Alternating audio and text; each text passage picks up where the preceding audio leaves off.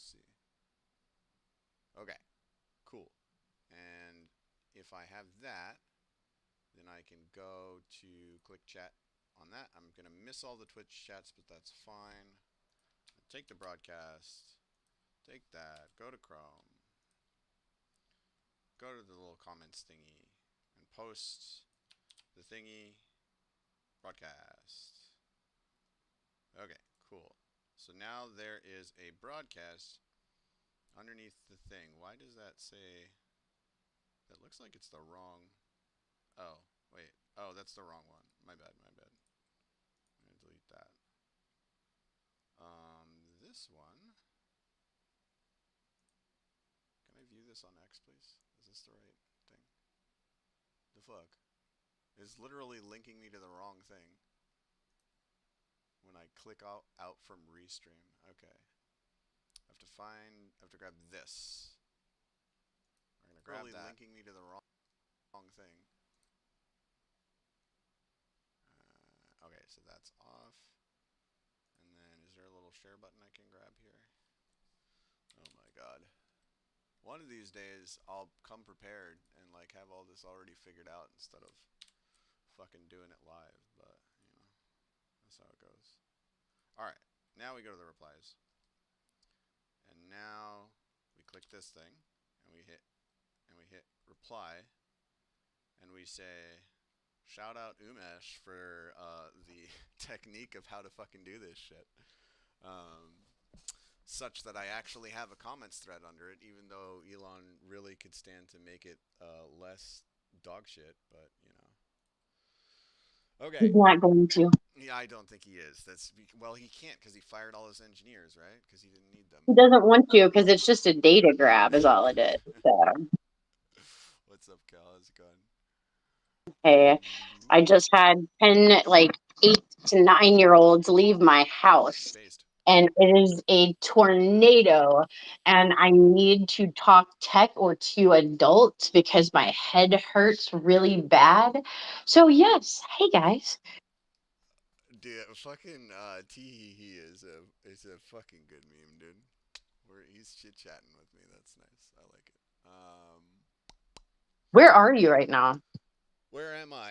Like, I mean, where are you streaming? Like, I'm not I trying to dox you, but no, like, you're good. You're good. I linked it underneath this space, so I am also oh, streaming to X at the same time. And if you click on the thingy, then you should be able to see the thingy, which hopefully is a screen that's just showing oh, you Perplexity right now. Hopefully, no, hopefully. I just posted or anyway, whatever. It's the tech. Okay. Hmm. Well, let's see. I wish that this would show me what exactly I starred this week, because I'm not sure exactly which day I started on, which is kind of annoying. I wish. I wonder if maybe refined GitHub will show me that later, but I don't know. We'll just scroll through this a little bit here and see if there's anything interesting. Um, let's see. Well, I guess since you're here, Kelly, is there anything that this week you ran into and you were like, man, I wish there was an app that did that? Or like, oh man, there's this cool thing, but it costs like freaking $30 a month, and I'm not gonna pay that shit. Yes. Yes, which thing? But my brain hurts. Fuck, dude, it's so many.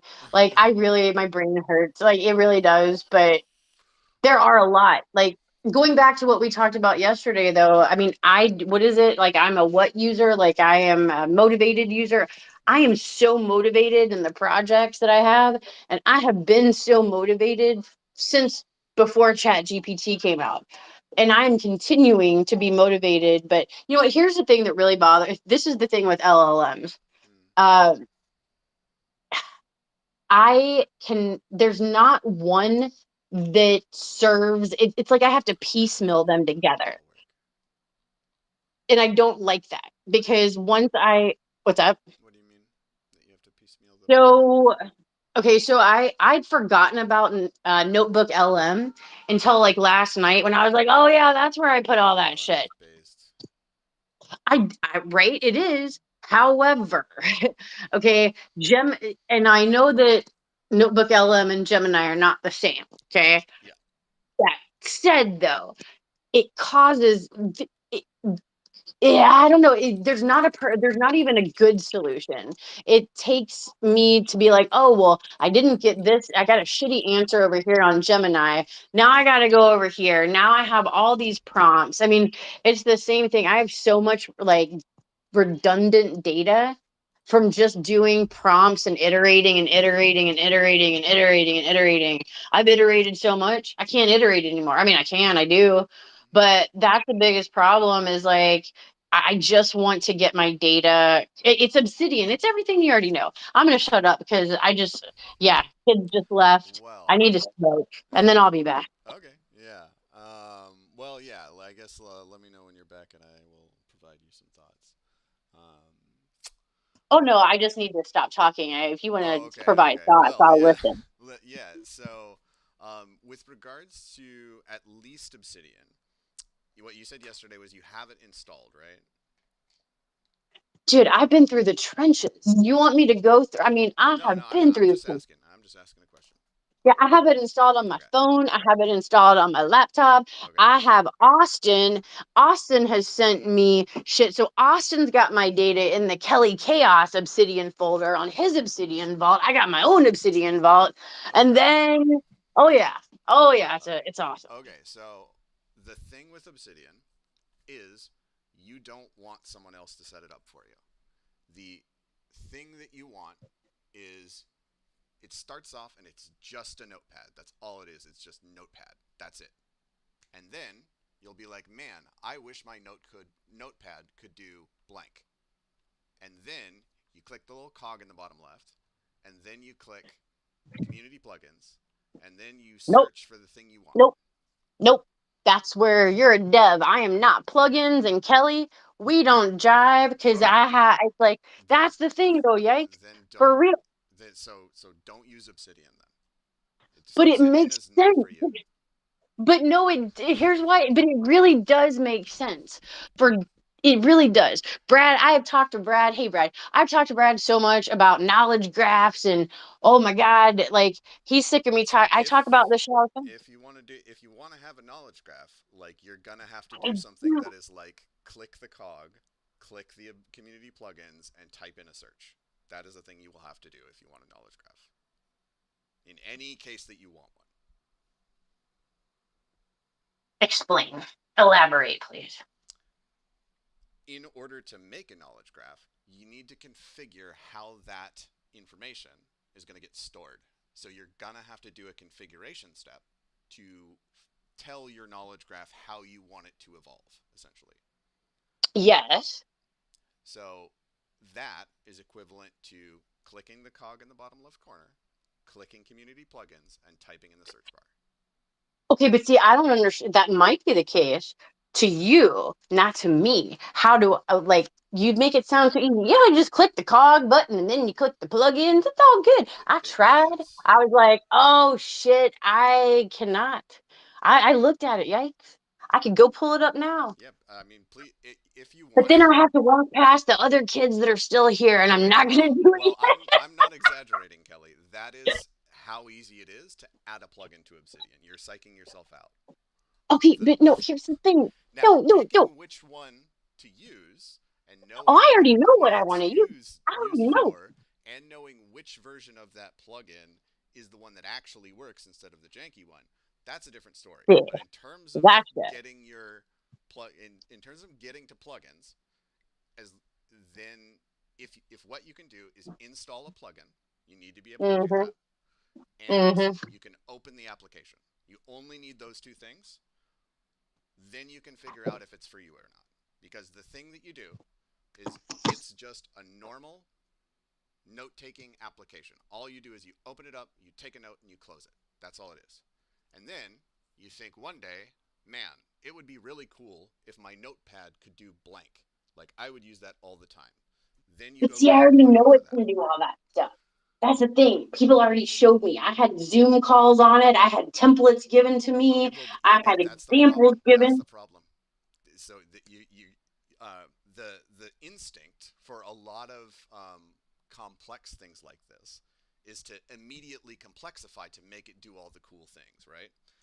But that's a trap. What that does is makes the program have a bunch of like complicated ways that the things you added to it work that you're not going to understand, because the way you are supposed to arrive at your configuration is iterating with this little step, this little, man, I need my notebook to do this thing. I'm going to add that thing. Hey, And guess if what? you That's a don't lead do that, user. if you That's a don't, lead user. Go ahead. so if you don't do that, the the adding all of those other plugins will not work for you. The reason they work for the other people is because it is integrated into their workflow. They have built the habit, and the features that they added either worked for their workflow and they kept them, or it didn't work for their workflow and they removed them. That's how you that's how you make the vault. So you don't start with the big complicated thing. It comes with a couple of things and you'll figure that out over time as you use it.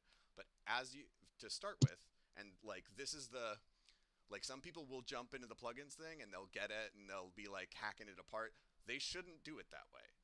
You will have a better vault or a better experience with that program if you do it this way than if you jump straight into the deep end with complexity, because it'll be part of your workflow.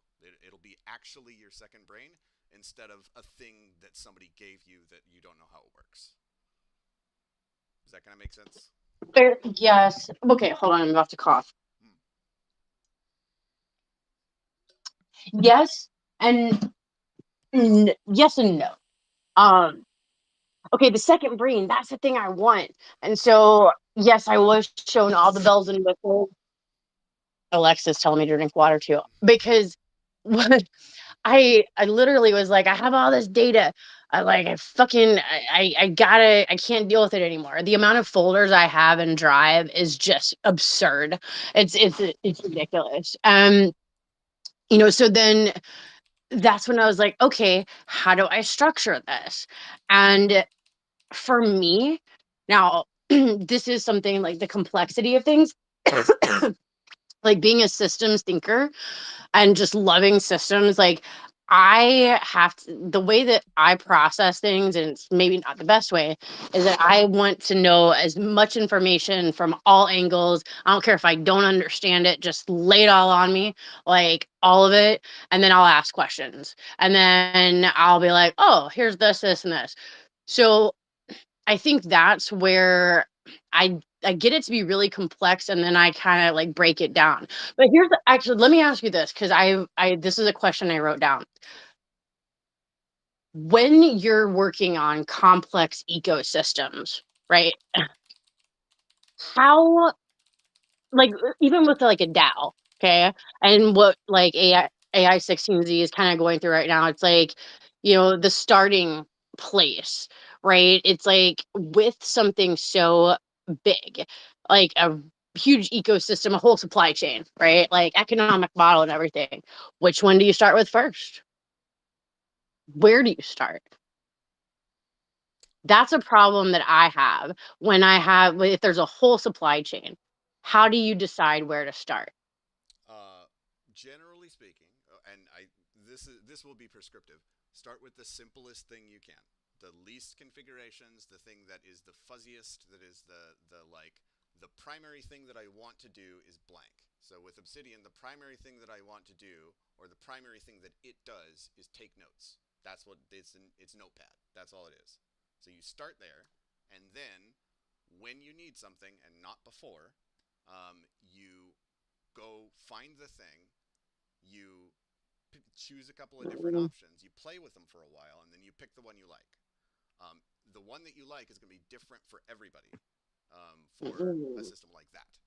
So the the system builds itself over time, and also it will kind of like build your brain, because your brain will start thinking, oh, I should take a note here. Oh, I should use this plugin. Like for me, Yeah. if I see a paper, I'm like, okay, I'm going to add this to my Zotero, and then I'm going to go over here and I'm going to use this plugin that's going to create a couple of citations and notes. I'm going to dump that into my vault because that I already have that automation set up. So But if That's where I want to if get some to. yeah, if somebody just handed me all those things, it would never work and I wouldn't do it. But because I needed those things, went and found them, and then picked the one that I actually wanted and dumped the rest.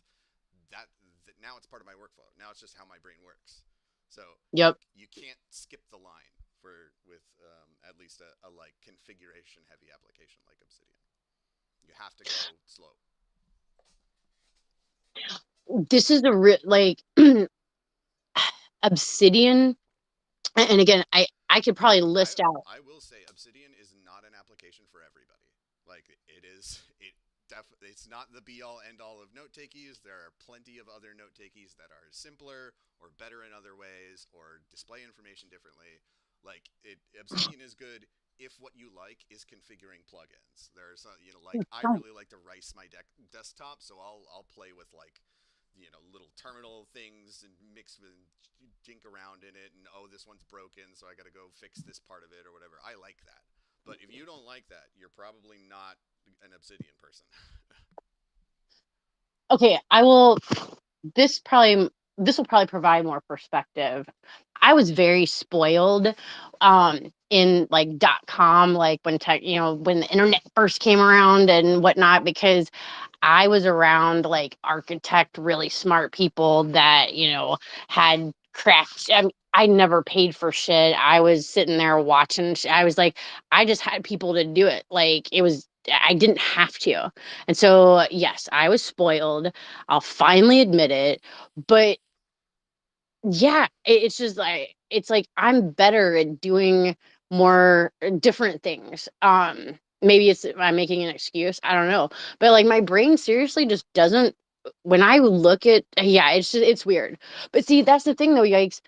Yeah, go ahead. Yeah, well, and you don't try to force yourself to be the kind of person that you're not. If you don't like to tinker and tweak and configure and iterate over time, go buy the thing that's already like configured and ready to go for you. Obsidian is not that thing. Okay, now okay, this is I can see why you say that. It's not like I haven't this is not the first like note, taking thing. I mean, a freaking Evernote, Notion, Yeah. Notion is like actually, yeah, I would say for people who are not Obsidian people, most often they are Notion people. I can't stand Notion. I don't understand it. Like and that's the thing. It's like, what's wrong with my brain? You know what the thing that I use like the most? It's so simple. Is Keep. You can just keep It's like using Keep. Keep is amazing. Like it's a wonderful, wonderful, simple application. And if you want to, like, you can go onto Reddit or whatever, and sort of like search for people who are trying to manage their stuff with Keep, and find the little tricks and the plugins, etc., that might make it more extensible. But just as it is, it's fantastic. It's exactly what you want because there's no friction and it just dumps immediately where it's supposed to go. I want a knowledge graph. Okay, well, let's see. Let's see what we can do. Um, how could I take my Google Keep notes and turn them into a knowledge graph? Oh So God. the the thing with the knowledge graph, I'll let me pull up mine and I'll show you if I can. And I think is Brad still here? Like, I it's a name that it's like a personal. Not he. It's in my Personal notebook knowledge that I don't. management, yeah, PKM. There we go. Yeah. What's up, boys? Are you guys being good? Are you sure? Let me All unsubmit right. this. I guess I'll let it slide. All right. Now then, here's another TV on. Sorry, in the other room where nobody. Is. And then, oh my God. How do I close this part of it? I split it right the other day and now I don't know.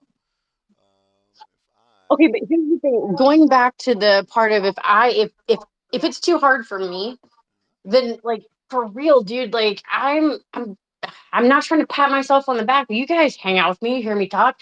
I think I'm more techie than most people. And I have a real need for this shit. Like I bought a big scanner. I scanned all these things. I mean, I have my documents. Oh, it's just a fucking mess. yeah, And keep it. I don't know what to do. I don't know. Well, Damn it. yeah, to me it like the problems I'm sniffing out is a couple of things. One is there is to some degree you're psyching yourself out. You are making yourself more anxious than you need to be about getting this figured out. It's Some because I've been trying for so long. I'm just like, Yeah, yeah. fuck. So Ugh, somebody fix it. right, right. So because like so it's part of it's that. The other part is that like from what I'm hearing from you, it doesn't sound like you're an obsidian person. It sounds like something that would be really good for you is just like a notion that came pre-configured with the knowledge graph that imports from your Google Keep, and you just keep using Google Keep because the biggest thing with PKM Mm-hmm. is it doesn't work if you don't use it. So if it's not part of your workflow, it straight up doesn't work and is useless to you. So the so if what you want to do is spend time like curating and figuring out a system and tweaking and using all the plugins, you can do some really cool stuff with that way, but it takes like a good amount of work to do that, and you have to do the work yourself. You can't have somebody else do it for you. I don't mind putting in the work to get it set up, like like the foundation of things. I will do that. I can't even get to that point because that's the thing. I'm like, I get into it just enough to know it's not for me, right? Or it'll be like, oh shit, this is, mm-hmm. You know, And that's okay. Like it's okay for this to not be for you. Like the it is definitely not for everybody, I would say, Obsidian specifically. Obsidian's a nice middle ground if you're like fairly techy, like if you're not, you're not an engineer, but you generally um like you can assist with engineering problems or like engineering sort of thought processes or debugging kind of thing. Like if things are a little janky and you can figure your way through it, then Obsidian is a good middle ground because it sort of takes all the stuff you would normally do in the terminal, and then it sort of gives you a way to do that with like your normal mouse and keyboard kind of thing. But if if you are not the kind of person who's like, oh cool, an engineering problem, oh cool, a broken thing, let me figure out how to make it work, then the application will not be useful to you. Um, yeah. but the so and I, let me I'll move my knowledge graph over here. So this is actually the view I probably use the least. This is like kind of helpful, but Obsidian's knowledge graph is actually not really that good. Um, Um, there are a couple the things that I could do is I can filter by tag. So I started organizing by tag. So I started using folders at first, and okay. then I migrated off of folders, and I started using tags, and I had to change my workflow to adjust for that. So the green ones are ones that have tags on them. Um, and then all of the little lines are backlinks. So the other thing that Obsidian is good at is if you have if you're writing a note and then you press a button, the word that Uh-huh. you're typing will turn into another note. That's called a backlink, which means while I'm reading about um, the book club from this Thursday, let me go book club here and search that. Okay, so I have my book clubs, and then I can go here, and then you see all of these little spokes that are gray. So those are backlinks. But my problem is I never make the backlinks. So they end up all broken or like empty like this. So the knowledge graph is actually not what is useful to me in this application. And if I was a very graphy person, then I probably would use something like logseek. That would be probably my What go-to. is it? It's LOGSEQ. It's also relatively technical. The one, let's see, the other one that comes to mind here is Tana, which I might be in beta. It's got AI plugged into it by default, and it uses like the node kind of thing. So like, let me think of like a way to describe it. I don't know. It like go take a look at it and see if it's interesting to you. Um, No, I will. Go ahead. yeah. And hey, But I I wanted to think say hey to Novak as well. yeah, for sure. I'm not even paying attention to who's who, so feel free to say hey to people. I don't know if I'm talking over them. All Um, right. what's up, buddy? Um, Hey, you just talked over him. I'm I sorry. did. I'm in I a did. very sarcastic Ru- mood today. ruined. Very Ruined. sarcastic. Yeah, I guess we're. I guess this is the note taking episode. This can be the note taking episode. My, There we go. my conjecture for, or my suggestion for you, Kelly, is if keep works for you, there are people who are kind of like that, where they're like, keep is really good. I want to keep it part of my workflow, but I want a little more juice. So what you probably can do is like search through Reddit for like Google Keep plugins or extensions or something like that. And then you might find like an extra little thing that you can do that can get you closer to what you want, which is this sort of knowledge graph thing. But as you saw from my graph, I have to change my workflow to make the graph part work, and that doesn't work for me. I don't do that backlinking part. So I don't get to use that feature, and it's not useful for me. But that's fine because the rest of the application is. So I tried it, it didn't fit. And maybe it will fit someday, which is kind of nice. But um, that's really the thing, at least with note taking and PKM in general. Like, use the thing that is super low friction that you will use, and then that's really all that matters essentially.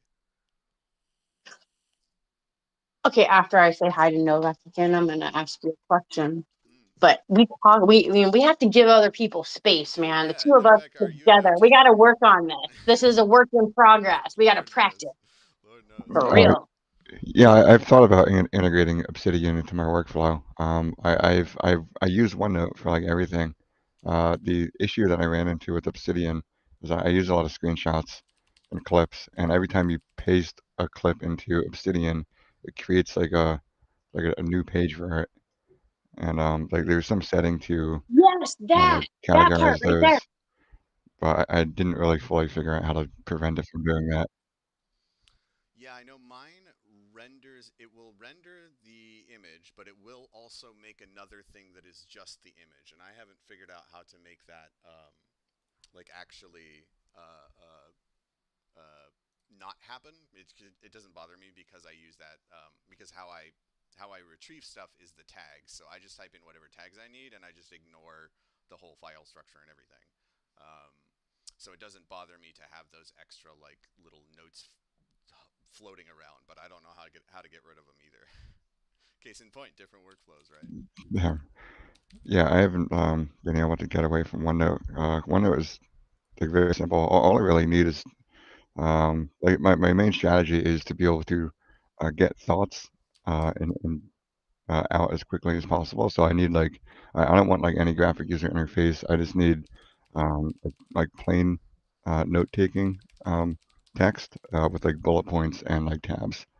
And I have my own kind of way of demarcating like different sections of notes with like hashtags, like dividers and stuff. Yeah, this actually looks good. Like it is making sense enough for where I can just jump into it and start using it, which is generally I don't know. You kind of can with Obsidian, but you really it takes a while to really have the to figure out what is the most intuitive way for you to that you like that your brain likes to store knowledge. Whereas this is like I have a pre-configured thing I can just jump into here and follow it, which is kind of nice. And also one of the good things about Keep too, where it is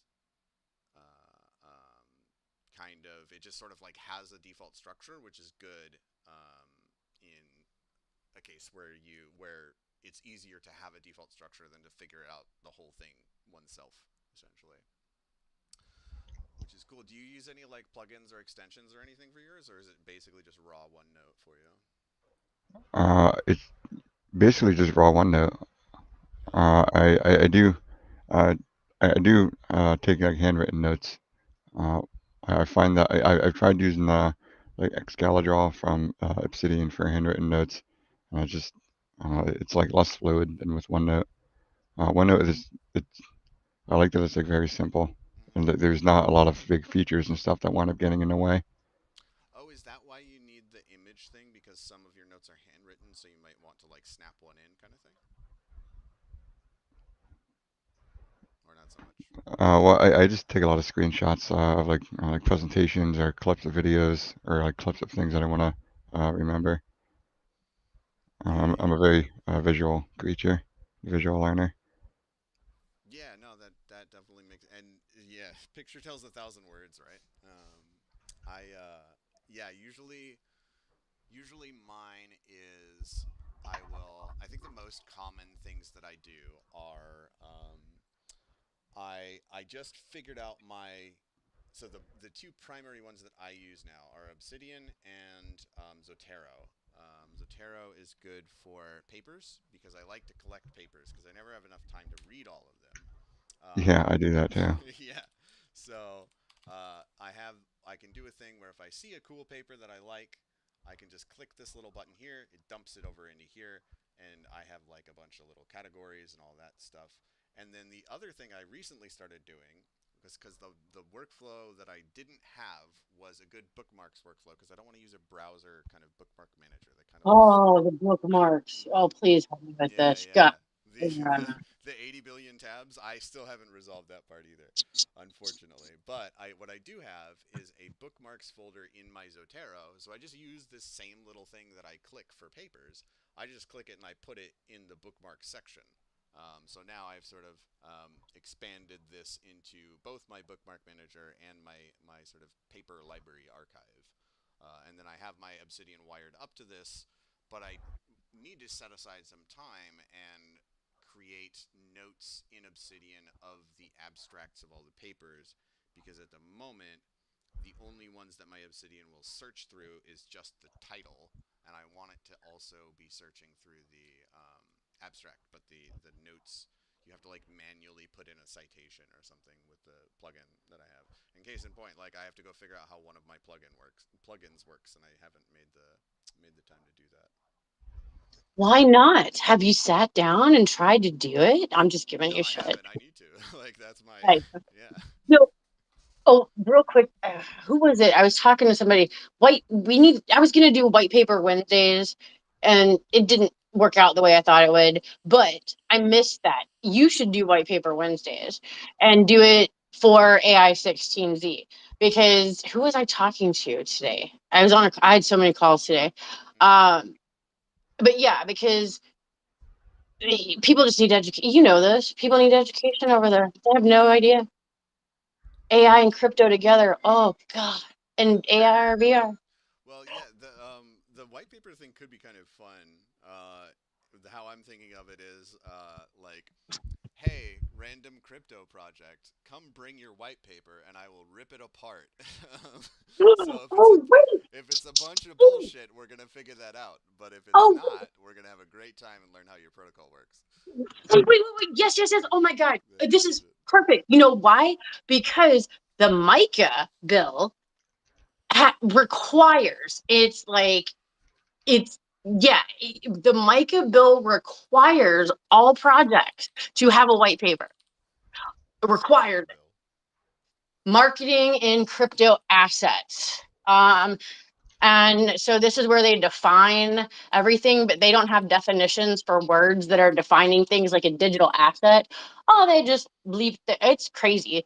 But yeah, that policy's been around for like 3, 4 years. Like MICA 2.0, I think is what is going to be in effect in 2025. And yeah, I mean, all projects have to have white papers.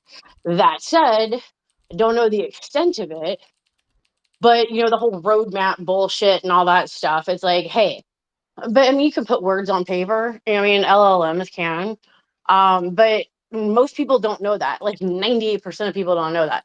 I'll tell that. I'm like, hey, you need to have the MICA bill. They're like, oh no, we're good. I was like, no, you do. Well, that's I'm the like, problem in crypto is it's been that way for so long where basically it's like we are not going to get any clear direction one way or the other. We just have to pay attention to court cases and like vaguely Hmm. hope that us like trying to be compliant as much as we can will be okay enough for us to pay lawyers to clean up the mess later, um, because almost no lawyer will like touch you until your Yeah. project has become large enough to afford a solid crypto lawyer kind of thing.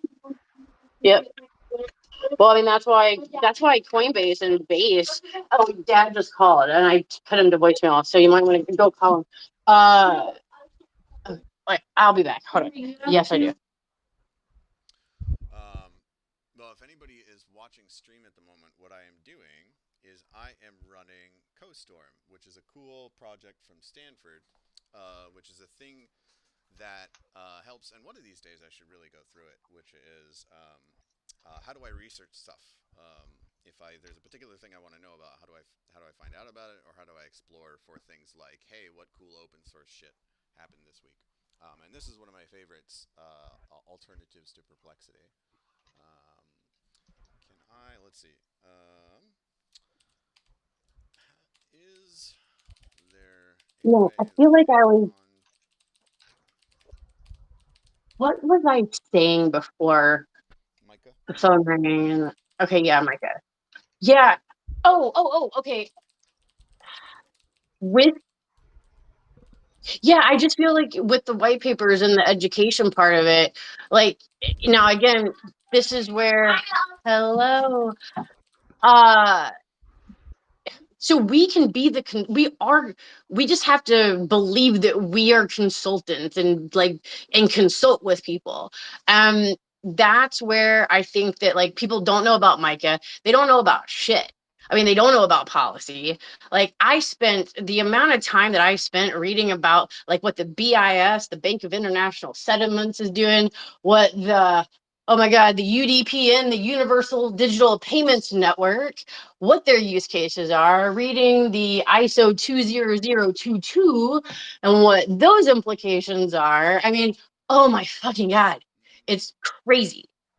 But like you said, I mean, Brian Armstrong, Coinbase, whew, they were like, yep, charge us. We're good. We're going to sit here and we're going to be partners with everyone and their brother.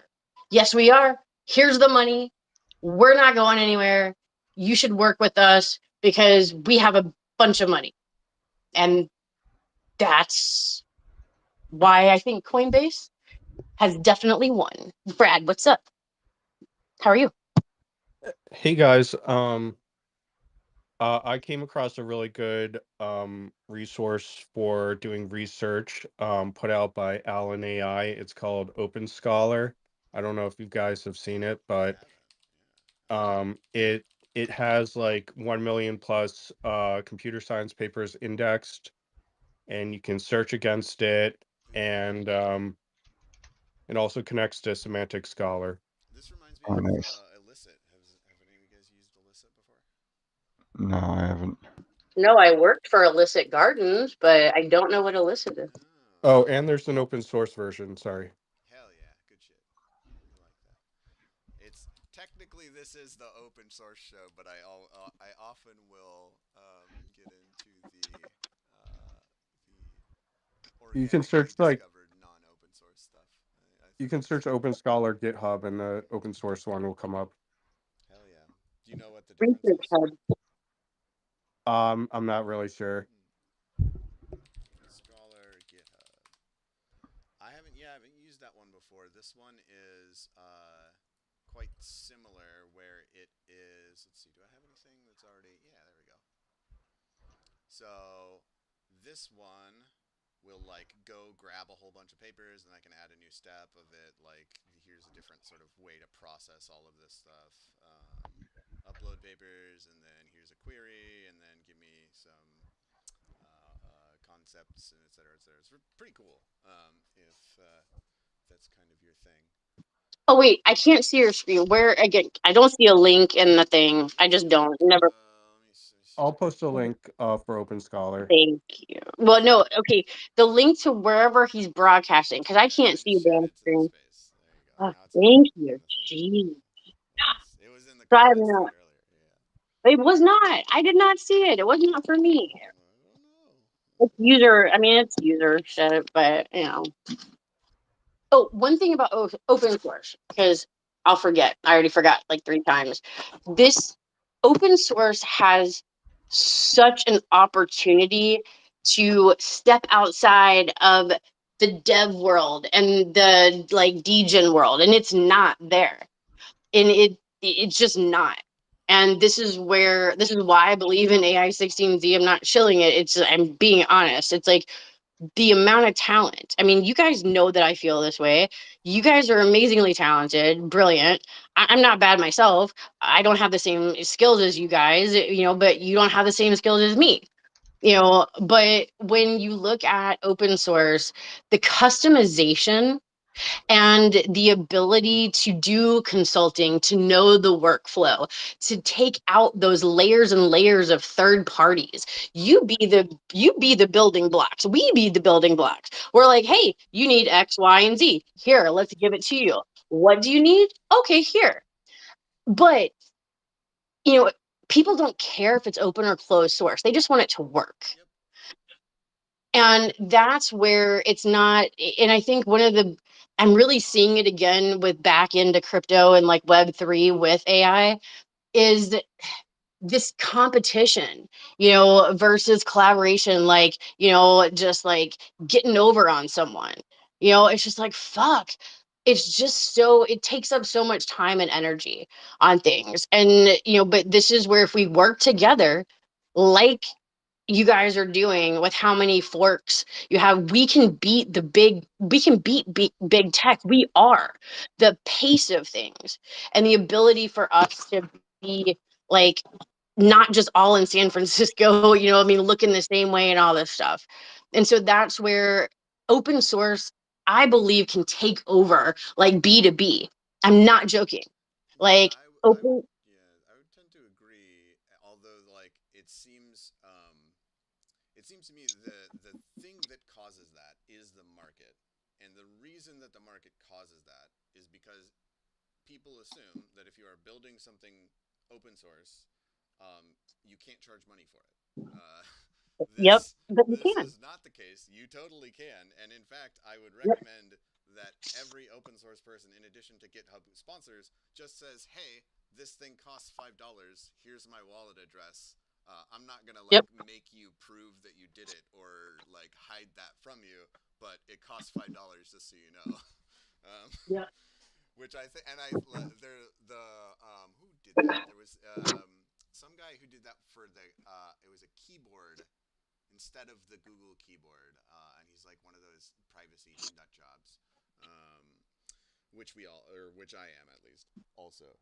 Um, but it was like the thing would pop up once, and it would say, "Hey, like this is not free software.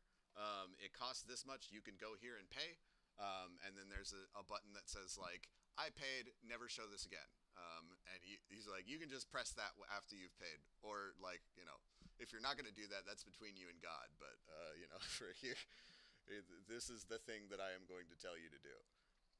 And like it was a sustainable amount of income. But there's all kinds of business models, I think, that that totally work in open source. And yeah, I don't know. I sort of wish that more. I don't know. It's always like weird to me when people are defaulting to closed source unless they have like infinity funding. Like Microsoft and Apple should do that because they already have gigantic marketing departments. But if you're just like a person, unless you're literally like forking something and shoving it onto the you know the app marketplace or wherever, and even if you do that, nobody gives a fuck. Like you can still just leave it open and be like, "Hey, I forked this thing. I put a new coat of paint on it, and now I'm charging $5." Like, okay. Um, but like the free engineering, free marketing, and like potential to like take off and actually be a matter in the attention economy. Like there's so many things that you get for free when you are building OSS that you don't get if you're closed. Um, which is but like you get a little better moat, but you also pay like out the nose for that moat. and it's not that good, in my opinion, at least. Or you can find people like you guys and me, and then I just fucking pimp you guys out, and you make good money. I make good money, Well, see, and we that's why, undercut yeah. like McKinsey and all that stuff, and we just fucking go. See, that's how And most open source projects do monetize. That's how most open source projects think you have to monetize is you have to build something that's very complex and then you sell consulting services on top of it. I don't think you have to do that. But if you want a moat that is fairly strong, that is how you do it with an open source product. But the yeah, I don't. That's definitely not the only way. It's by I believe it's by far the most common way. But the but yeah, I think that is definitely a thing that happens quite often. well, Yates, I, I'll be like, hey, we should take some time, and I'm gonna share my screen with you at some point so that you can see. I'm gonna send you a link to. Oh my god, you're gonna be like, well, that explains a lot when you see how my data is. Like that's why Austin put it as Kelly Chaos for the folder. It's like, oh shit. Um, that said, God, I just remembered what I was about to say. Hold up one second. You're good. I'm like that with tabs. I have like so many tabs, it's gonna take Yeah. like days to close them all, and Hmm. I'm stuck in Windows 10 until I close all my tabs. So that's why I switched to Vivaldi recently. After going to Arc and really liking the workspaces thing. So now, like, effectively, all my tabs are kind of bookmarked, but they're also kind of separated. So if I'm like, oh yeah, I don't really like, here's something that is from a social post from Yohei, so I think I've saved everything there. So I could dump that, but I'll get to that later. So I'm still doing the same thing. I need to get in the habit of actually cleaning up after myself, but this is still this is quite helpful, at least in terms of being able to. It's better than Chrome, I guess, is as much as I can say. That's a browser, Yep. data graphs. Hmm. Okay, cool. Oh, sorry, not Datagraphs. Vivaldi is the browser that I'm using. Vivaldi. Okay, Yeah, Vivaldi, like the classical composer. Vivaldi. cool. Okay. Yeah, it's a pretty. It's a little bulky, but it comes with a lot of stuff by default. In fact, it does come with. Let me see if I can find where it is here. There's like a little thingy on this. There, yeah, here it is. Where is it? Comes with its own little to-do list, and it also comes with a little notepad that you can also like just grab context from the browser and shove it in there because like what are you most often taking screenshots of the browser so and then like sortable history you got normal browser stuff and then you have a bunch of like extra little things that are nice to have. Like it's got my email and my calendar and stuff. So it's sort of like Outlook and workspaces and a browser kind of all smashed into one thing. It's Chromium, so you can use extensions and stuff like that, like you normally would. That kind of thing. But data graphs is the thing that I was looking for, Kelly, which is what's a straightforward, simple way to use knowledge graphs, which I guess technically data graphs is, but $60 a month is a little crazy to me. I've come across a similar one called Infranotus. They also had like Yeah, a paid one. I'm not sure how much it is though. I've seen Infranotus before. It, I was it looked pretty compelling. Yeah, I remember looking into it, but never really like following up. Because yeah, I know they have the open source offering, but I'm not sure what their hosted one is like. Yeah, see, There 20 isn't bucks a month. Yeah, yeah. there isn't a way to do it free with Obsidian and a plugin like in Chrome extension. Because I saw there was a ton of Chrome extensions out there for it, and For I don't Infranotus. know. I'm just wondering maybe there is a way to do it free. For what? What are you trying to do? For Kelly to like build a knowledge graph.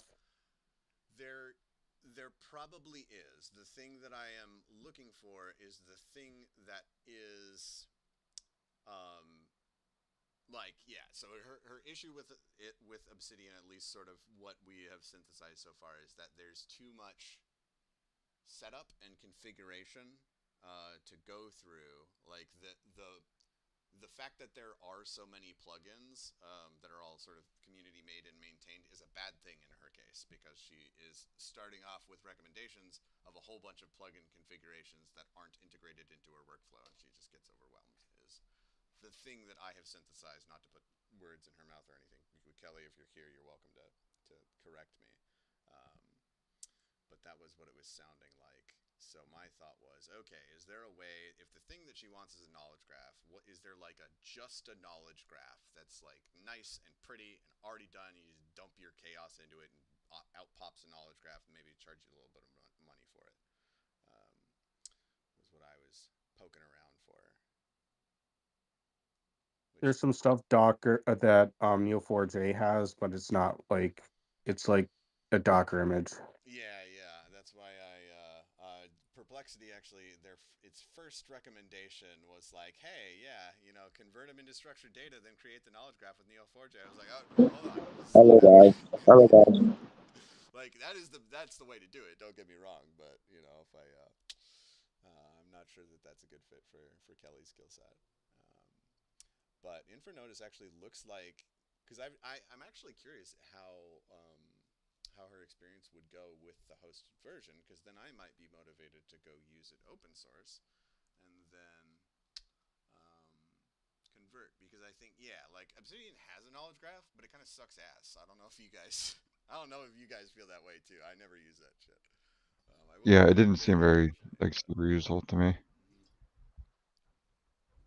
It's like kind of nice, but like, yeah, I have to zoom in too much to get the thing, and like, yeah, the organization doesn't really work that well for me, because like Notice looks good because I have different colored nodes, and maybe I could do that with Obsidian. I'm sure actually there is a thing that might make the knowledge graph worth it, that I have heard of but I haven't used, called Excalibrain, which is Excalidraw plus knowledge graph that I use very occasionally to um, to build like map notes, in case I have like a general theme that I want to make sure that I keep track of all the stuff for, that might not have the same tags or something, or if I don't want it to organically. Um, so that might push me over on the knowledge graph thing, but it would definitely be something like Infonotice or Logseek. I don't know if we have any Logseek people here. If the thing is the graph.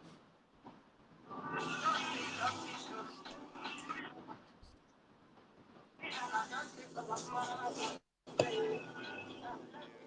Review, generate stuff. Yeah, this actually looks cool. I might have to just see what this does. Let's see if check the GitHub real quick. Let's see. Find this on the thingy.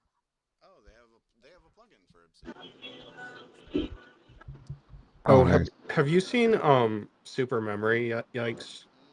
No, I don't think so. Let's take a look. Okay. This one is cool. This guy made like he also made like an awesome tech stack using Cloudflare. Um, so he's running this app with I think like a few thousand users, and it's only costing like I think he's paying like less than 10 a month on Sweet. Cloudflare. Hell yeah. Um, Apparently I already had it started, so I did know about it. I just didn't look there's into it. there's a local version. There's a GitHub open source version too. I'm not sure what the differences are, but um, this I think this is it makes more sense to run the open source version. Yeah, definitely. Sweet. Okay, and then we have the Cloudflare workers, and then we have Memzero. Okay, I like that. That's kind of spicy. That's cool. He had I think he came out with this like stack called I think like Cloud Stack or Cloud AI Stack or something, but it's like pretty cool, like cheap way to build apps, agents and stuff. Yeah, let me see if he's got the stack separated out here, because this looks pretty cool. And this guy is like 18, which is crazy. Hell yeah. Fucking love to see that shit.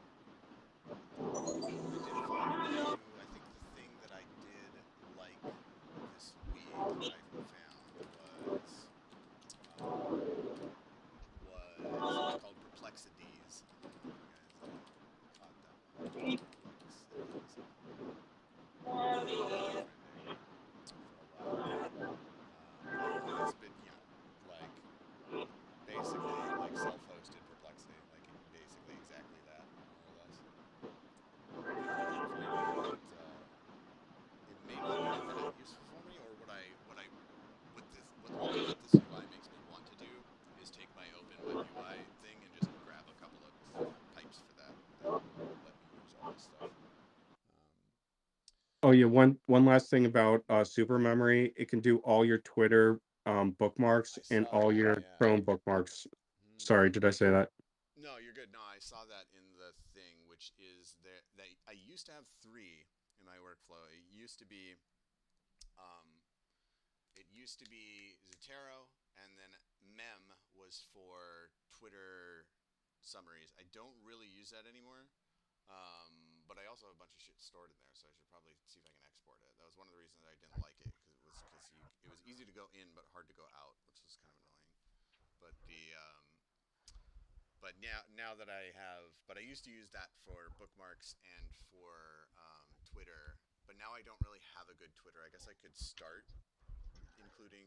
I've done a couple of includes on Twitter for um, grabbing for putting it in my bookmarks Zotero, but I think but something more robust for Twitter bookmarks would be nice. The other thing that I really want is I want like my YouTube watch laters. I want to get them transcribed and like dumped into somewhere that has like a fairly sophisticated like high quality rag because Oh yeah, me too. yeah, I've tuned my YouTube algo to start like recommending me like Stanford lectures on quantum physics from 6 years ago and shit.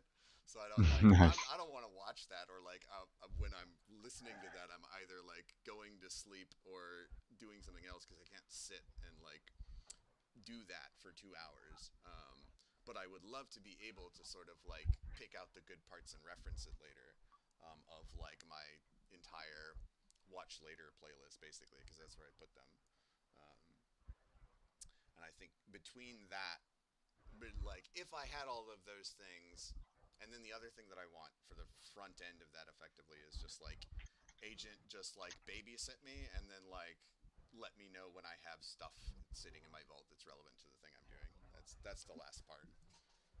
Can you pull video transcripts from the YouTube API? I don't know if you can do it from the API. I know that the I know that they get auto generated, um, but I am curious if you can do that. YouTube transcripts from YouTube API. Let's see, because that would be Yeah, nice if I could just hit that. Yeah. yikes. I also want all like my data feeding into one system so I can just run a rag on it. Same. Yeah. Like it's just annoying the way it's set up right now. Yeah. Yeah, I think there's a lot of demand for that. I think most people have that kind of desire. I think that's gonna take off in the future. Yeah, which is like that's kind of why I'm glad Obsidian end of the day is just Markdown so that I can, whenever I manage to be able to get it to a centralized place, I should be able to just port the Markdown app out pretty easy. But I think, but yeah, the definitely the thing I want, or I have that. I actually have that on my to dos right now. Is like place to dump information of whatever kind and have it be like restructured into a standard format, so I can just fucking yank it.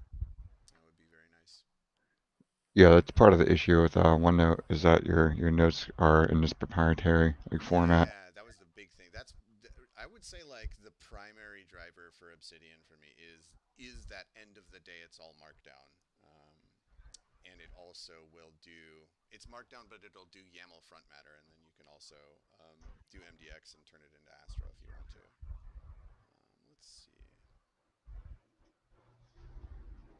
API you can grab the available transcript with the snippet and pick the transcript you want. There's a pip library. Yeah, yeah. Let's cut to the chase. YouTube transcript API. Y- There's Yeah, there's a always pip library you can there's use, and it's always like a one Python line. library. So fucking anytime I'm trying to do Nice. anything, I should just be like, did somebody make a Python library for dumb little script kiddies to do this? Because I bet they did. Yeah, and it's also command line Yep. too. So Mm-hmm. Nice. Fuck yeah. Fucking give me that shit. Fuck it. Alacrity, real quick. Let's bash that, and then UV tool, install YouTube transcript API. Boop.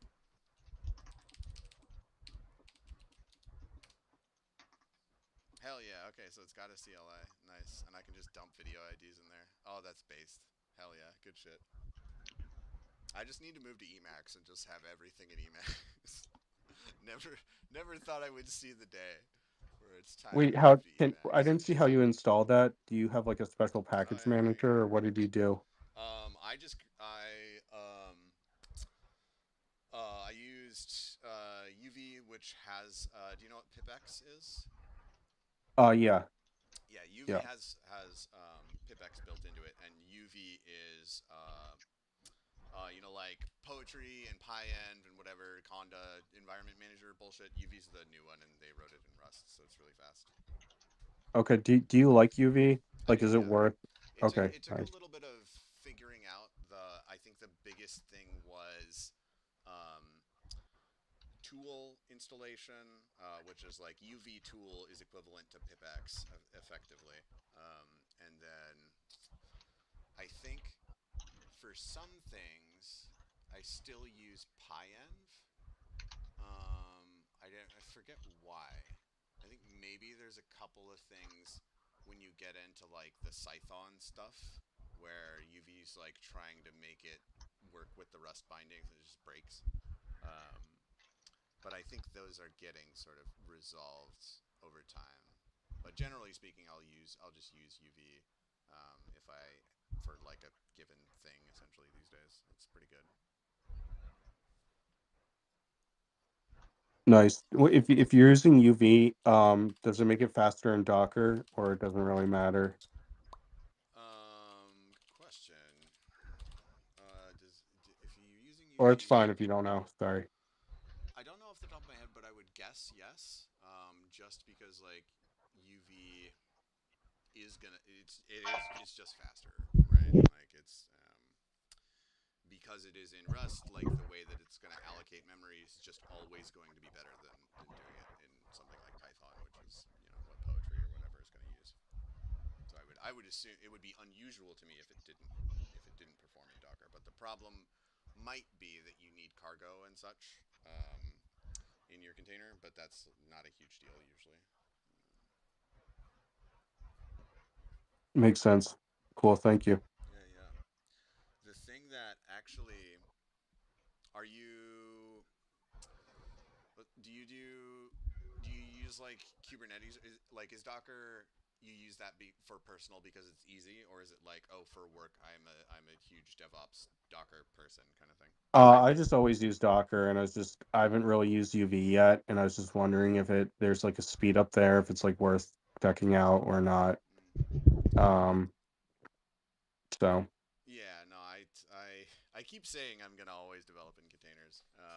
But the reason I asked was if for people who are Kubernetes people, um, there's a YouTube video I watched the other day where if you can't see, I'm using new shell, which is like a weird.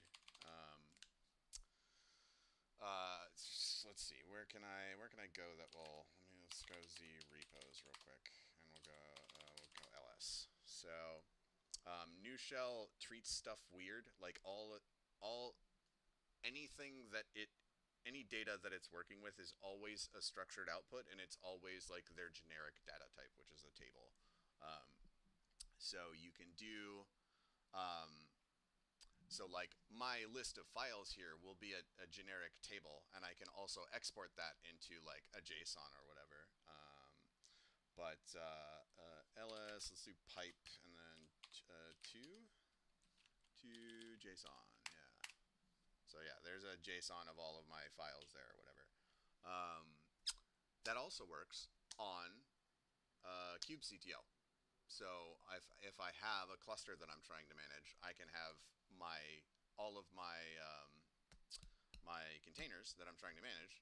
All of them can be treated like they are this same data type because in new shell that they are.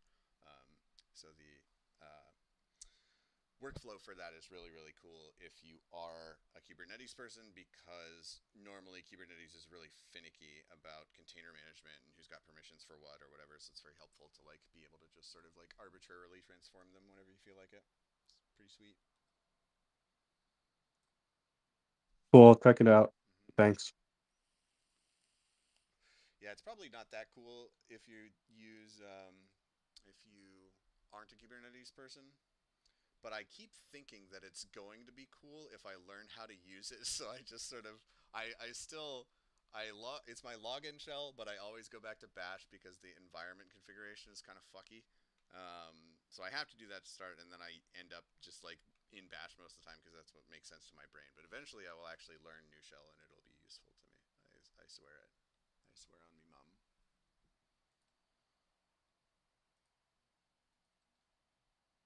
That's dope though. That's a good little find. I like it. Let's generate that then. Just because I mentioned it earlier, I'll just show Storm. I show Storm all the time, actually, these days. But they have CoStorm now, which is nice. So this is like a perplexity that argues with itself, and then I can jump into the conversation and stuff if I feel like. I don't care about Europe. Forget that stuff.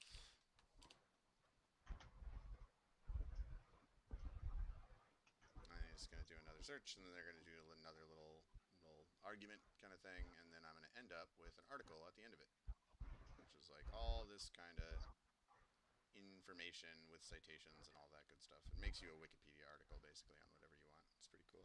Would recommend.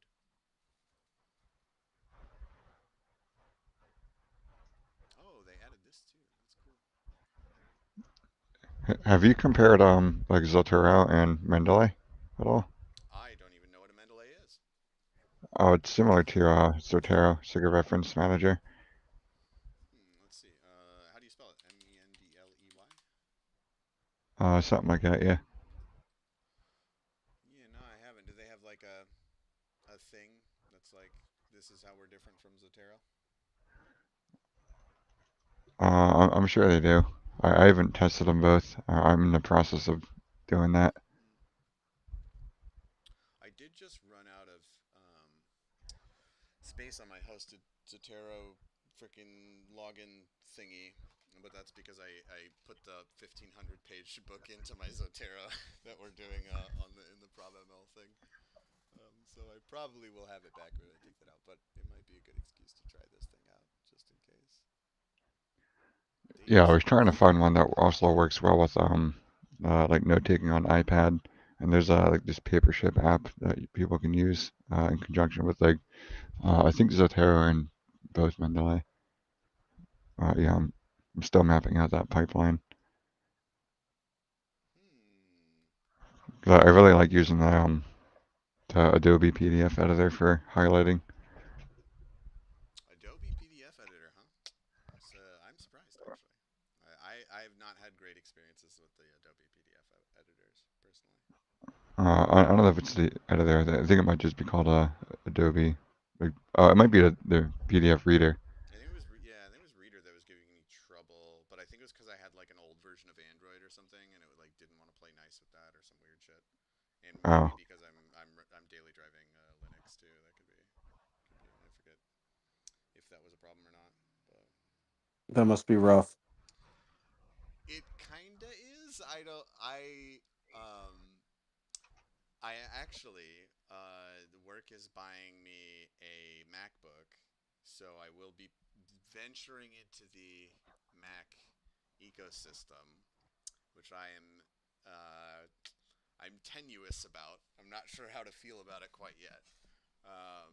But the but yeah, but I am or was just starting to kind of get starting to feel like comfortable in Linux. It was definitely like an adjustment at first, but now I'm kind of like used to it, and it would be really it is annoying whenever I go back to my Windows partition now.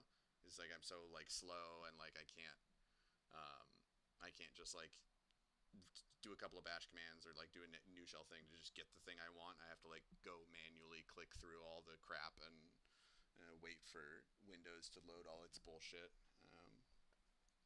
And then if I want to do anything programming related, I have to go use the goddamn nightmare that is WSL. But but I guess I could have addressed that with your Docker method. That probably would have been the better way. But hindsight's 2020, I guess. Yeah, Docker runs everywhere. It does. If it works on your machine, we'll just ship your machine. Easy peasy.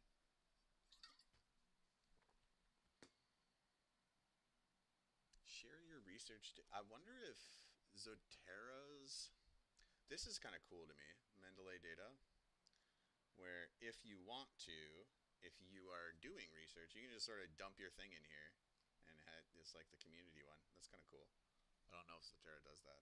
I know we have our accounts and stuff, but I haven't seen like a community repository of stuff.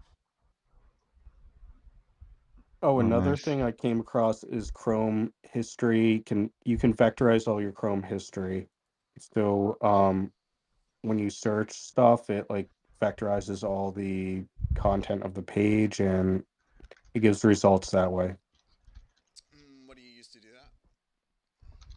It's built into the Chrome dev browser now. Interesting. What other I'm not sure if it's in normal Chrome yet, but Yeah, I wonder if let me check it out here. See what kind of tools. I imagine Vivaldi probably doesn't have that. I don't think it does. Yeah, it doesn't look like it. But that would be pretty cool. I don't know that might because I do have a um I have a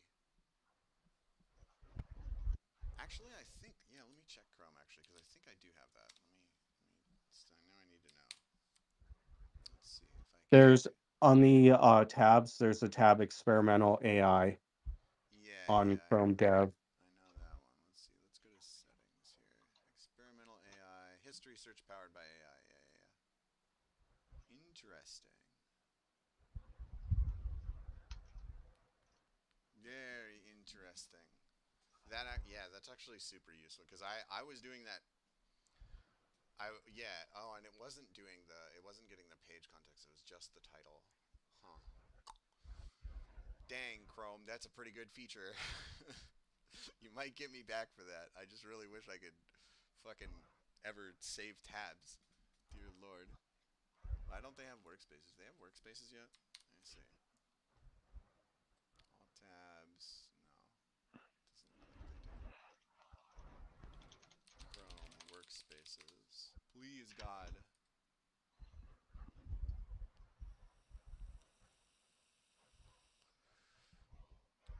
Tabs you put in a workspace are not saved. What the fuck? That's terrible. God, they need to get with the picture. Cause I would go back to fucking spyware land for vector search on history, and that'd be kind of sick.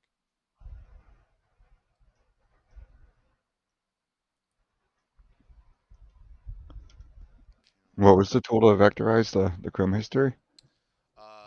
It comes by default in Chrome. If you go to settings, then experimental AI, and you can Oh, flip it on in history search.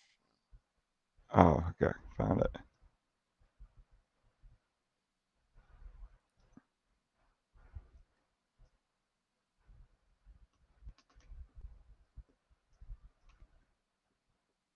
Hell yeah, I can dig it. Well, I would say I would call that successful. I haven't been super thorough about making sure that I do this. So